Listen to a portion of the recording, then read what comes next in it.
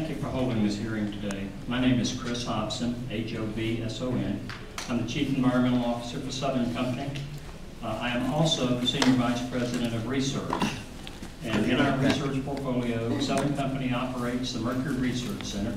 It's the only center in the United States aimed at trying to find technological answers to the control of mercury emissions from power plants. We've operated that facility for about 5 years, I'm sorry. We're also the leading energy supplier in the southeastern United States and one of the largest generators of electricity in the nation. We work hard every day with all of our stakeholders to make sure that we provide reliable and affordable power and at the same time do the most we can to protect the environment. That's why Southern Company has in recent years invested over $8 billion in environmental controls and intends to expend $4.4 million over the next 3 years to comply with existing and revised clean air rules.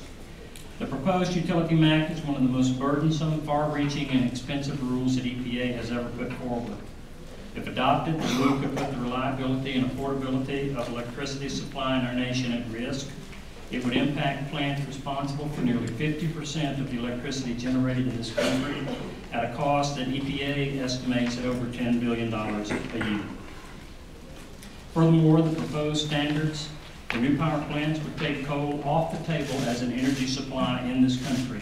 Such a profound decision should be a part of a national energy policy, not made by a regulatory agency. While we're concerned about many aspects of this proposed rule, what I'd like to focus on today is timing. At the outset, I would note that there are still substantial questions about EPA's legal authority to promulgate such broad standards. Congress treated electric utilities uniquely by requiring EPA to follow a utility-specific provision in the Clean Air Act and assess the potential public health concerns associated with emissions and only regulate as appropriate and necessary to address those concerns. EPA's December 2000 regulatory determination only identified public health concerns associated with mercury emissions from coal-fired EGUs and nickel emissions from oil-fired units. Despite its previous determination, EPA is now expanding the proposed rule to all hazardous air pollutants. Justifying this onerous rule based on PM benefits, which are properly addressed under the other provisions of the Clean Air Act, is inappropriate. Southern plans to offer more detailed written comments on the scope of EPA's authority during the comment period. My first point is that the rulemaking timeline is unreasonable. Under the consent decree schedule that EPA agreed to, the Utility MAC rule must be finalized by November of this year. But that consent decree schedule is severely inhibiting the rulemaking process. To support the rulemaking, EPA issued an information request that required the utility industry to submit extensive information on emissions and required more than $100 million in stack testing of units around the country. In response to this request, EPA received an overwhelming amount of data at the end of last year. However, the rush promulgation schedule limited this review to only a few months. Initial assessment of the proposed rule has shown that EPA needed to take more time to evaluate the data before issuing the proposed standards. As I pointed out in a letter to EPA earlier this month, we have identified numerous errors in EPA's technical analysis of the emission data, which are not limited to widespread errors involving EPA's proposed mercury standards. The consent decree should not be an excuse to deny the public an ample opportunity to understand the proposed rule and provide comments. 60 days is plainly inadequate for a rule that will cost well over $1 billion a year. When Judge Collier granted EPA's motion to enter the consent decree, she noted that if the science and the analysis require more time, EPA can obtain it. And she added, if EPA needs more time to get it right, it should seek more time. Given the serious stakes, why would EPA not take such a prudent step? We urge EPA to repropose the rule, provide a 120-day comment period, and ask the court for a reasonable amount of time to finalize the rule. EPA should take note of the unintended consequences of the rushed rulemaking schedule for the Industrial Boiler MAC and not repeat the same mistakes here. My second point is that the 3-year MAC compliance time frame could put the reliability and affordability of the nation's electric generating system at risk. A study conducted by the Edison Electric Institute by ICF concluded that for the U.S. by 2015, the Utility MAC and other regulations require over 80,000 megawatts of generation to install scrubbers and over 160,000 megawatts of generation to install fabric filter baghouses.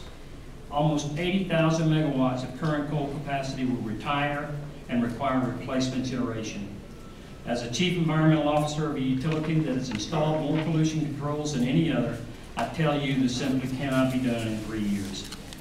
The proposed rule comes at a critical juncture for coal-fired power plants, as EPA is currently developing or implementing multiple other environmental regulations which have independent or overlapping requirements. We do not have the luxury of making decisions on these rules in a vacuum.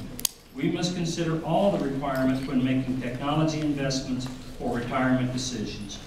A major challenge for complying with these rules is ensuring adequate reserve margins. That is, generating capacity that is available during times of high demand and during interruptions of service.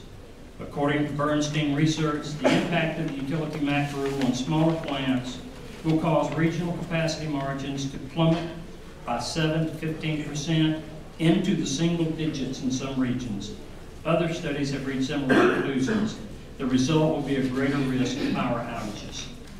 Construction of the massive number of controls that I mentioned, plus the cost of replacing the coal plants that will retire, will require utilities to spend as much as $300 billion by 2015.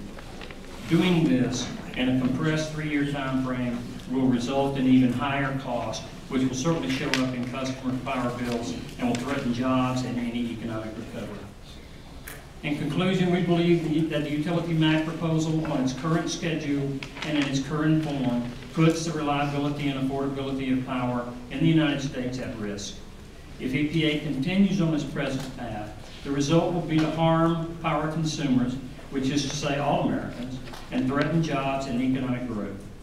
EPA should take the necessary time to seek stakeholder input and develop workable standards for all regulations.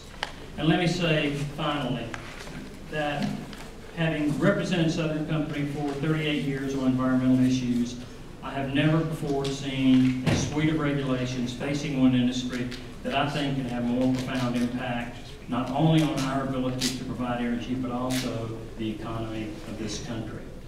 I would urge EPA to work with utilities, figure out a way forward. There must certainly be an answer to giving the environmental benefits that we all want, but at the same time not risking our ability to supply energy, the affordability of that energy, or our economy. Thank you. Thank you. Thank you both very much. Any questions, guys? Yeah, the two reports you cite, you're going to put those in your comments? I'm sorry?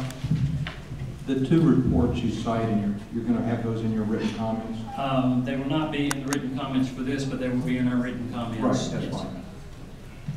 On those reports, were they completed before or after the rules were proposed? Did they conclude these assumptions of what was actually in the rules, or assumptions about what might go in the rules? I'm sorry. The Bernstein report that Oh yeah, the Bernstein report. Were those done before or after EPA proposed the rules? Those numbers were probably before the proposed rule. Thank you both very much. Let me just remind people that have come in, because I haven't done this for a while, we do have a 5-minute limit, and because we've got so many speakers today that will be going on over the course of the day, and I'm trying to be a little bit flexible, but again, the way the timing system works is you've got